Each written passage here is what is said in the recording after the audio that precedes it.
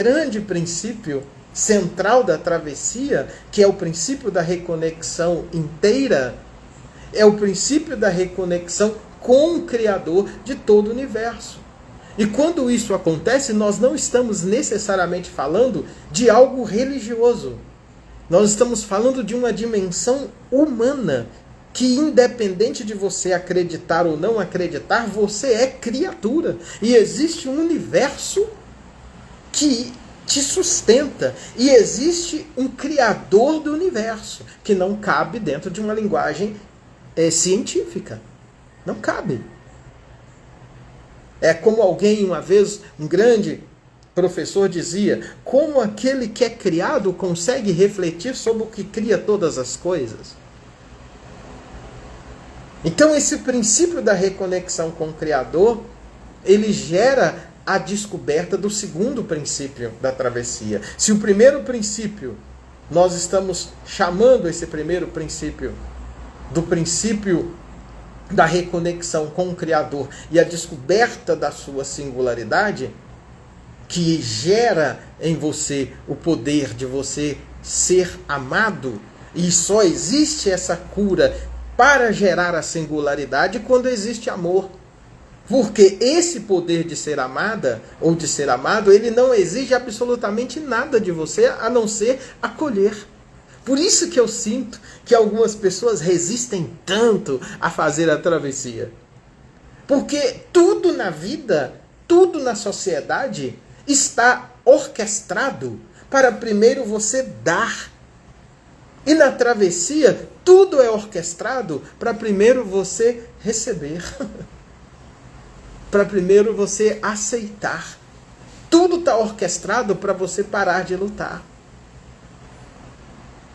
Por isso que o segundo princípio é o princípio da reconexão com o Criador, é a descoberta da sua própria espiritualidade. Isso aqui é profundo. Isso aqui é profundo. É muito profundo.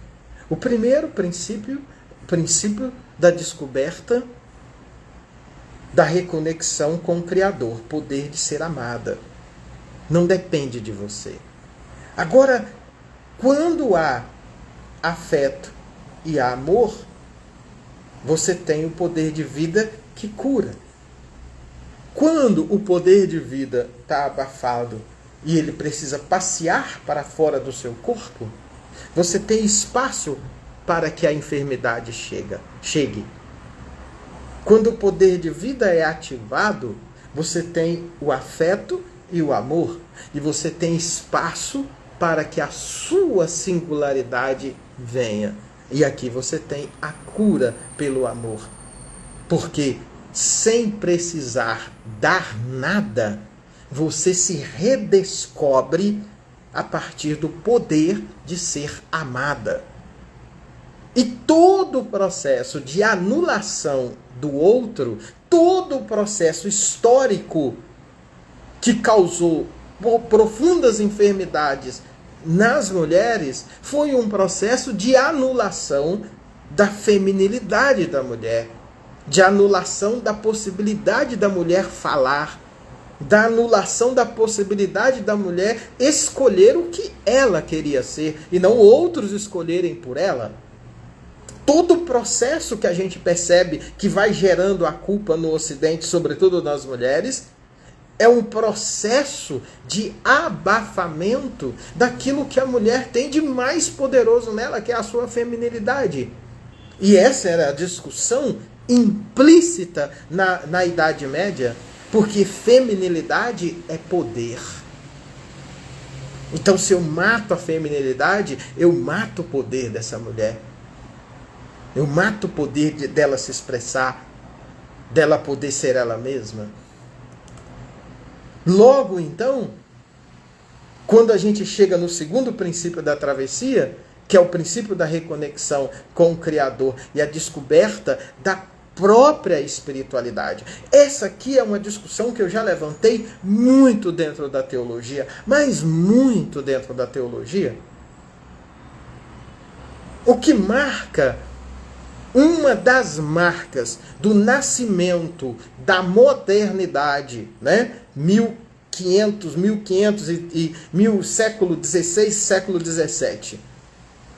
Uma das marcas em tensão com aquilo que, de certa forma, era a Idade Média e, de certa forma, era o certo controle que a perspectiva, né, da Igreja Católica tinha, ou da teologia católica tinha, sobre todas as decisões da economia, as decisões da ciência. Galileu Galilei lá se fala que era a Terra que gira em torno do Sol, se fala que é o Sol que gira em torno da Terra, vai para a fogueira. Agora, ele percebe que era o contrário, que era a Terra que girava em torno do Sol. Mas como se falasse isso, ele correria o risco de ser morto, eu falei, ok, podem acreditar assim, depois vocês vão descobrir. Mas quando você pega um livro de literatura, você vai encontrar num livro de literatura que ele tinha que passar por um censor de algum teólogo, de algum representante da igreja que vinha e colocava o que tinha que ser feito. Se você pega o mundo das artes, a história das paisagens, por exemplo, as histórias das paisagens, elas tinham que ter uma referência a uma paisagem sacra. Então, quando você tem essa tensão, que é esse corte com esse período da modernidade, para abrir a modernidade, você vai ter ali também o elo da espiritualidade. E no campo da espiritualidade, você vai ter ali a reforma protestante.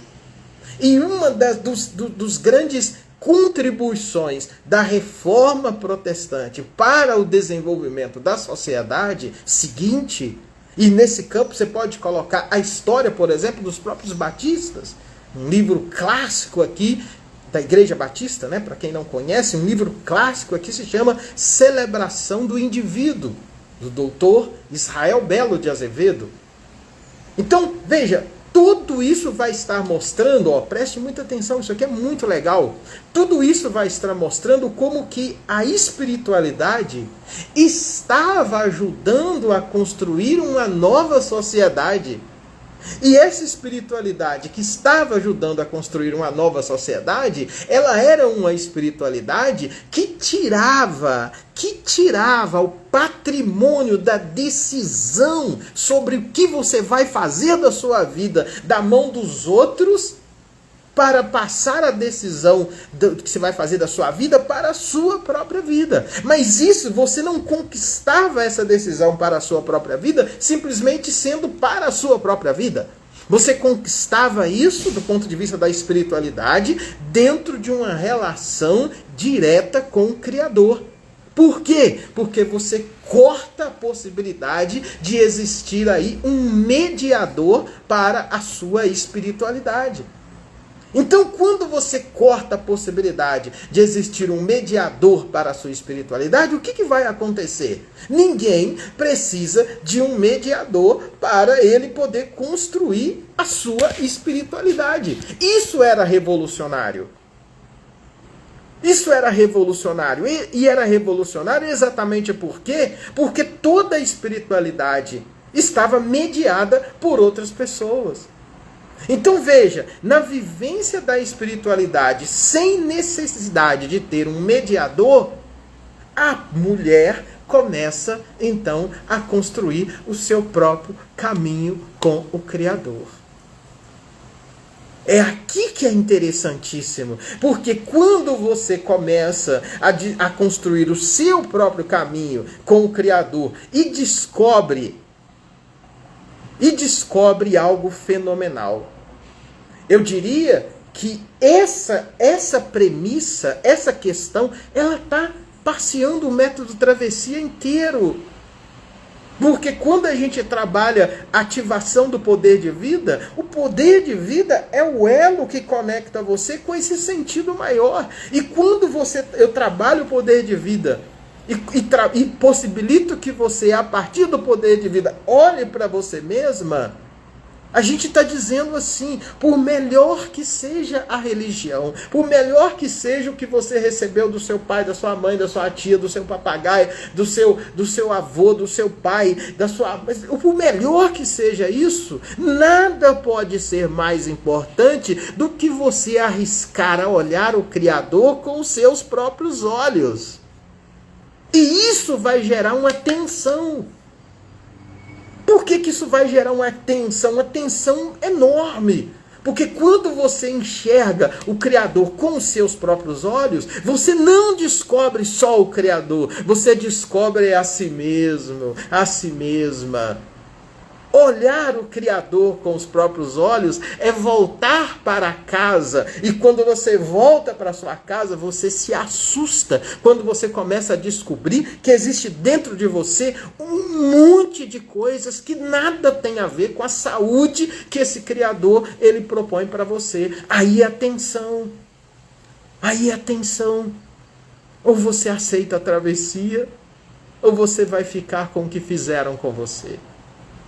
Ou você aceita nascer, ou você vai passar a vida inteira sendo clone do que os outros projetaram em você. E isso dói muitas vezes. Isso dói muitas vezes. Mas dói, mas vai gerar uma dignidade profunda. Vai gerar você descobrir a sua própria verdade. Que é isso que faz sentido estar vivo, é descobrir a sua própria verdade, na conexão, óbvio, com esse Criador. Então, bem resumido, olhar para o Criador é olhar para si mesmo. Olhar para o Criador é olhar para si mesmo. Não existe encontro profundo de espiritualidade com o Criador que não seja um encontro profundo com você mesma e com você mesmo. Não existe. Descobrir o poder de vida é descobrir, então, primeiro, o poder de ser amada.